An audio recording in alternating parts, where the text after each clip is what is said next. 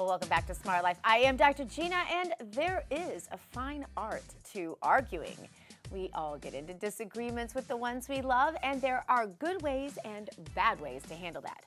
And there are also ways to help you win every argument. April Braswell is here with us with tips on the art of arguing. April, welcome back to Smart Life. Thank you. You know, it is one of those things that I think we fantasize, okay, now we've had our last argument, it's going to be smooth sailing forever, but that's not really how it goes. It's natural and normal to argue, but how to make it productive? What do the experts say?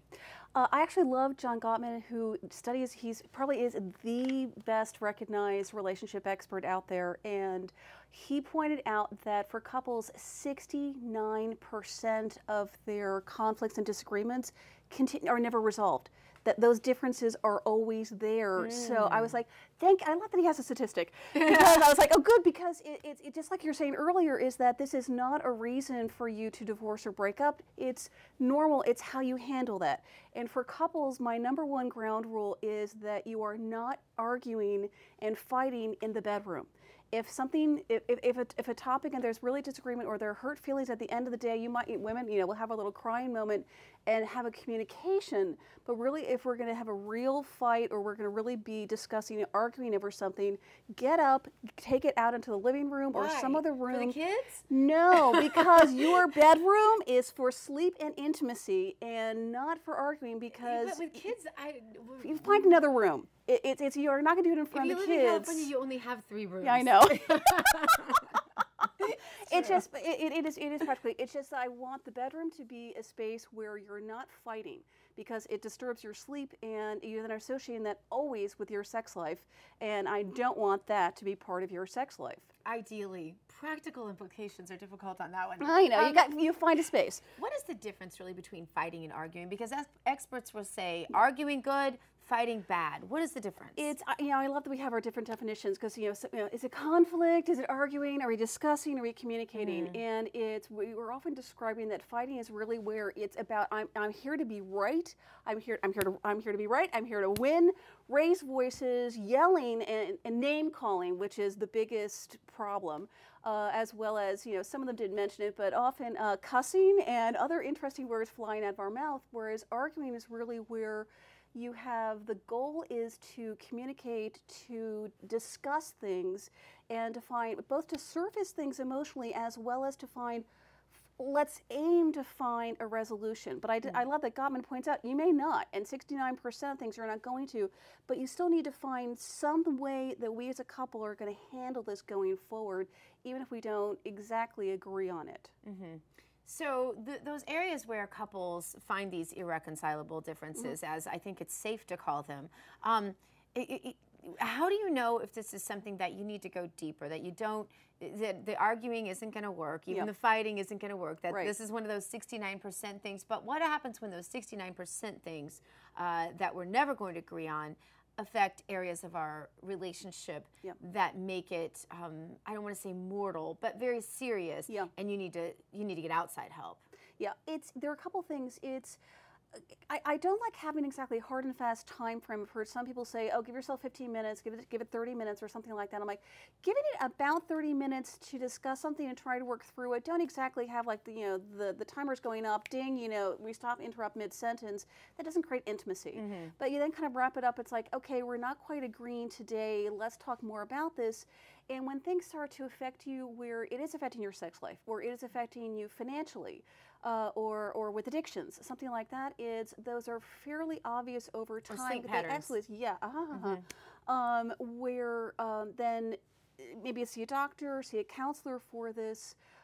When you realize you're really not getting a resolution and it feels serious and there's a distinct implication in your marriage, then at least bring it up to each other of maybe we should talk with someone, outside, and see our counselor, our pastor at church, a spiritual leader or something like that. I love bringing in other resources not just the professional ones we think of, but it's like other couples at church. They've been doing this for years. Talk to others. Interesting. Let's talk about the fun part for a second. I want to get to winning. Oh yeah. The tools that we have to win, because I think a lot of people are already armed with some of this. They don't realize that a lot of this is common sense. But spell it out for us. What do we need in terms of winning? And I'm not necessarily talking about with our spouse. I'm talking about arguments in general, whether they're in the public domain, whether it's in a work argument with a colleague, whatever. There are a couple of things. The thing when we think about winning, it really has to do with essentially being right, being correct over them, or sometimes being the one who gets the credit for having the solution, having the idea. And at work, you often do want to be recognized as having been the one who brought the resource up there so that you're the one who gets promoted, as opposed to if you're like, oh, no, I'm so humble. So for something like that, it's when you're bringing a solution, put it in writing, send it as an attachment, email it to your boss or CC your boss so that the time frame and there's the timestamp, as well as have that in like your weekly review where it's an attachment for I was the one who brought this solution, for our work team. And that way you get to win, and at least you're recognized as the hero without exactly it being a fight at work. And I really don't recommend fighting at work because generally it's not good. And then, so what about in one-on-one relationships with spouses? How do you win? Be female. Be the wife. There are ways in which I always think you're not the wife. Yeah, I know, but I know. I'm just like I can say that. I can joke about that with you, But it's I remember that I think of like Jeff Foxworthy, and his funny line about if she ain't happy, you ain't happy. And on one hand, Mom ain't happy, ain't nobody happy. My kids know that backward. Oh yes, absolutely. And in a way, we do get to do that, and that's kind of a fun thing that women have, and at the same time, don't abuse it. Yeah. Where it is recognized you may win this battle today, but if you're emasculating your husband and he doesn't feel respected over time, then you're losing the war. Exactly, the battle of the sexes. You're losing your marriage. And so if you really want, what is winning? It is, am I going to be right over them? Really in a marriage, that doesn't work as an attitude. Today in this little light snide comment that I made, you can win that way, but it does not win long term. So you really do, in a marriage relationship, it was essentially your previous guest was just mentioning, get to the underlying communication. As much as you can, continue to work on yourself so that you're self-aware, and when something is escalating to where it is really more of an argument, then surface, when this happens, I joke about it for couples. So often it's the dishwasher in the bathroom is where we have so many of our conflicts. It's your turn to vacuum. I made dinner last night. The agreement was essentially whoever makes dinner, the other one cleans up. I got back today, everything's still there. Don't fight and argue about that. That is something to discuss. And whatever were the rules, you probably are going to win that one of where okay, they'll recognize they need to clean it up, but maybe also help them that day in order that they still feel good, and you need to find out what's really going on for why those things aren't happening. And I was going to say too, I think both of you walking away with your self-concept intact is kind of winning in a relationship, because the marriage is a unit, and if you're not strong together, then you're not strong apart either. Exactly. And so so ultimately, I think taking that little extra step to just serve or bless when it's unexpected, especially, don't you think? And then I think too, staying so in touch with the honest part of you.